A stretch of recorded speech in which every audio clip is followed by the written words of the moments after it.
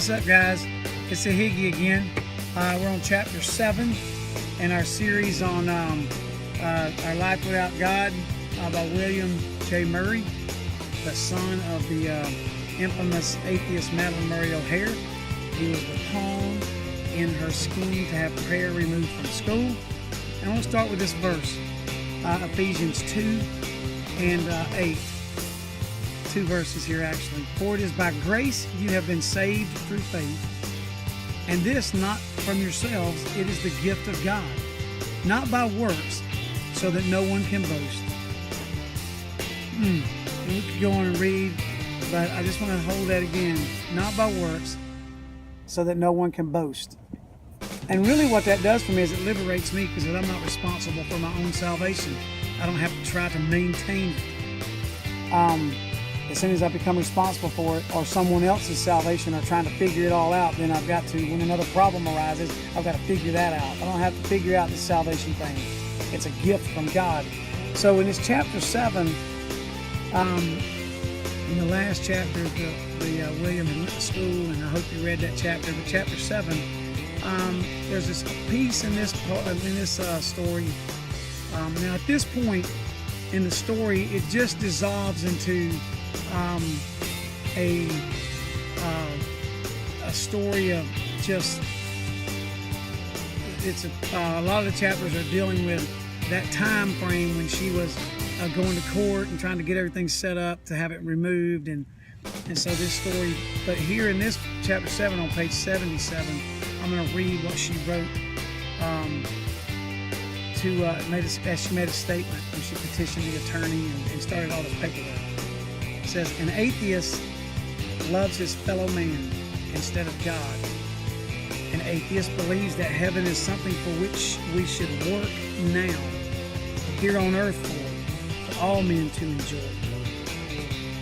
An atheist believes that he can get no help through prayer, but that he must find in himself the inner conviction and strength to meet life, to grapple with it, to subdue it, and enjoy it.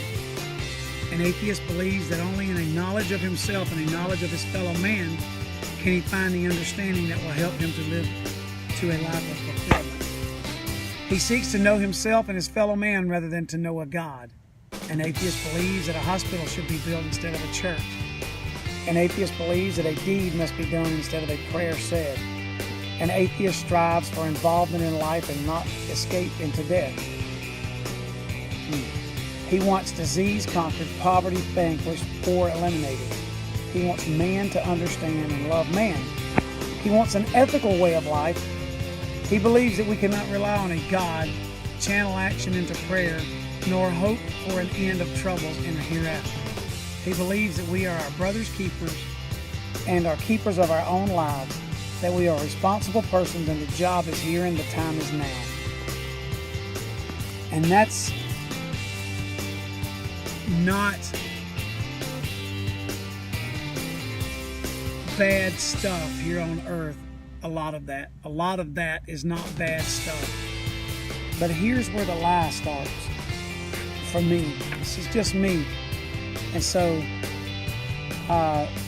when I've had the blessing of I don't know if it was a blessing or if it was just what God wanted me to go through. I've spent in excess of 4 or 5 hours. I spent somewhere between 4 and 5 hours with an atheist on a golf course, and I walked in the course with him one day, and it was an absolute eye-opening experience. I had no answers. He was way smarter than I was.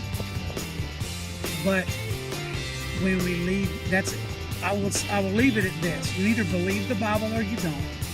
And if you believe the Bible, Paul tells us in Ephesians 2 and 8 and 9, for it is by grace you have been saved through faith, and this not of yourselves, it is the gift of God, not by works, so that no one can boast.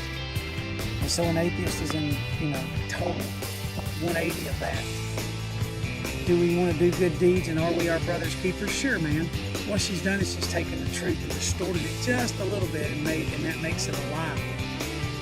It doesn't take, you can have a nice, beautiful cake made and tasty and sweet, and then poison it with a little arsenic, and all of a sudden it's not good for you.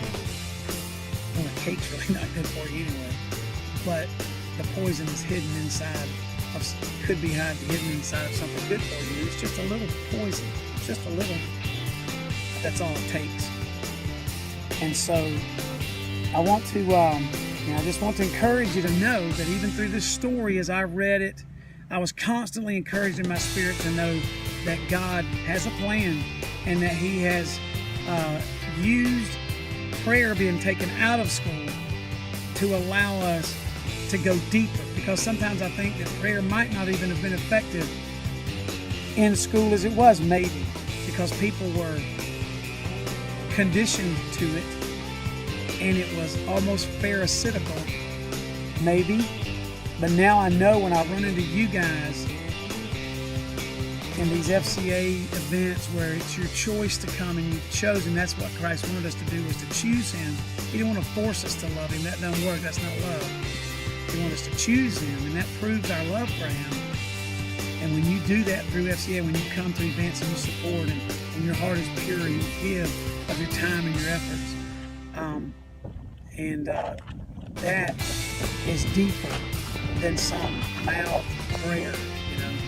So I love you guys, and I encourage you to finish reading the book. Always finish what you start. Don't start it if you're not going to finish it. That's a character trait. And yeah, I like these little views here so you can try to figure out where I'm at. That little thing behind me back there so you can figure out what that is. But at the end of the day, don't ever forget that God loves us, and a lie often is the truth distorted just a little for the ends, for someone's agenda most often. But just remember, God loves us. I love you, and never forget, you're awesome.